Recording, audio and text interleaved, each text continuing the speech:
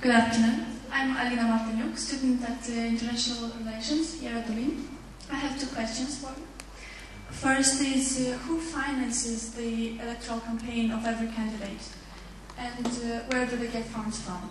And the second would be, what are the main issues on which differ the positions of actual candidates, on Democrats and Republicans? Okay, on the first question of financing, that depends. When I fill out my federal income taxes, there's a little box that I can check and says, do I want to keep that microphone on? Do I want to contribute $3 now, I think it is, towards the general election fund? For the question and answers, do you want some of this to come back to you in your language? Or is English okay? All right. So I can then contribute. And since we have a lot of taxpayers in the United States, maybe 100 million tax forms are filled out. And for me, I fill it out with my wife. That makes a lot of millions of dollars at a time. So candidates can choose to take public funds or to take private funds. And if they choose to take public funds, there are a set of rules on what other kind of financing they can take. Now, you may have heard of one of the Republican candidates, Mitt Romney. His father used to run an automobile company, American Motors, and Romney made a lot of money in private banking, investment banking. He financed most of the campaign out of his pocket. His pocket was kind of deep, a couple $100 million worth of deep, and so he spent about $10 million of his own money.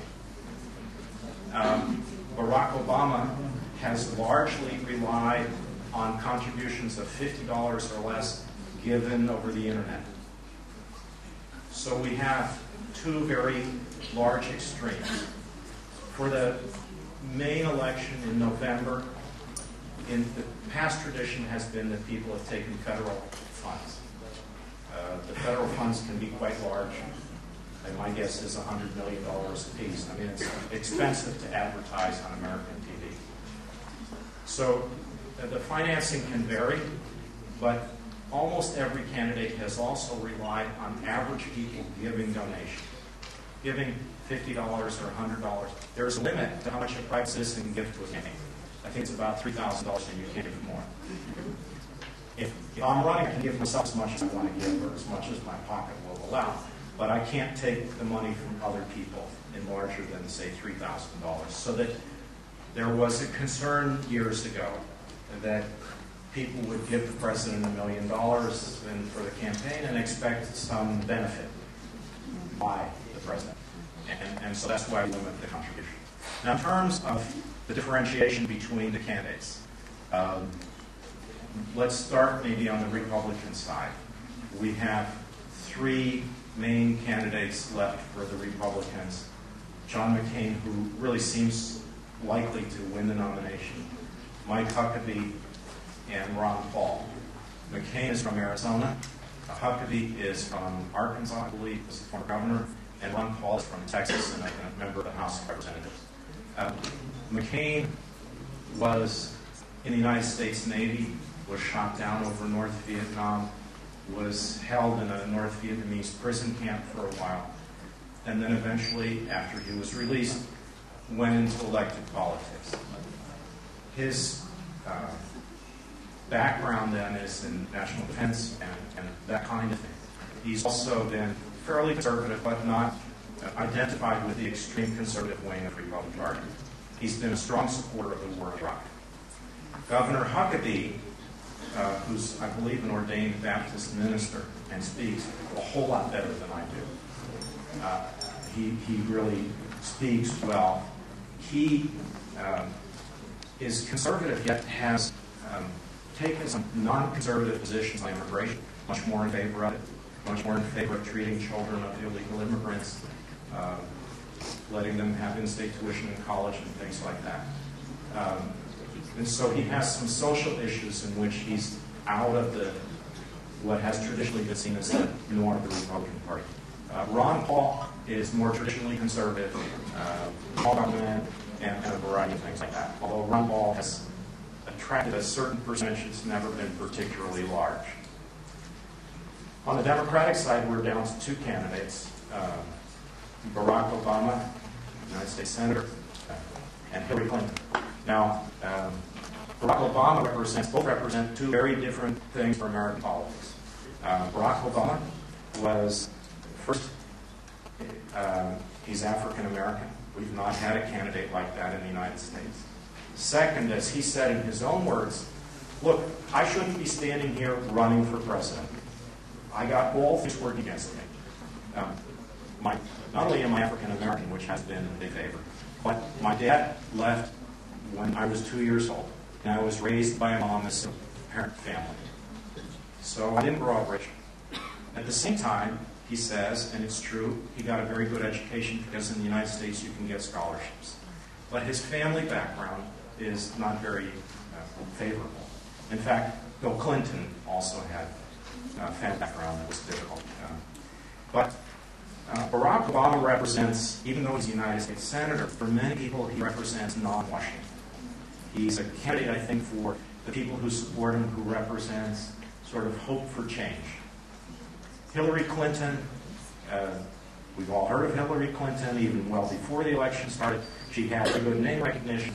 And Hillary Clinton, you know, not only did she graduate from Wellesley College, which is a really good school, not speaking to my wife went there. It's a good school. That's where Madeleine Albright went, and we have lots of people who are quite famous women. It's probably the women's university in the United States with the strongest reputation. She was in my sister-in-law's class, 2 years behind my sister-in-law, who graduated from there in 1967. And normally, I don't know how it is here, but in American schools, if you're in your fourth year, people who are in their first and second year, you don't know. Right? People in the first and second year might know the juniors and seniors, but not the other way around. My sister-in-law knew Hillary Clinton, not very well, but because she was so politically active. She was politically active for a long time, in other words.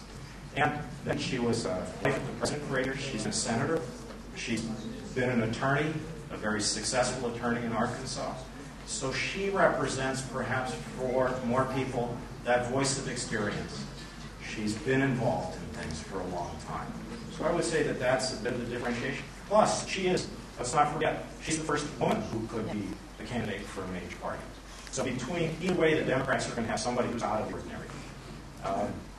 It's then a question in November what people want. But in terms of politics, the Democrats are not quite as enthusiastic about the war as the president is. They're not very happy with some of the issues on taxes. They would like to raise the taxes on people who earn more money and lower the taxes on people who earn less money. The more people who earn less money, the more money, so that's maybe good politics. But they would also like to get back. They're concerned about the size of the budget deficit, I think, across the board for Democrats. They're also very concerned about health care. Democrats, both Barack Obama and Hillary Clinton, spent earlier this week arguing over whose health care program was better. You know, in the United States, we don't have universal health care. So I pay a lot of money each month to insure my family.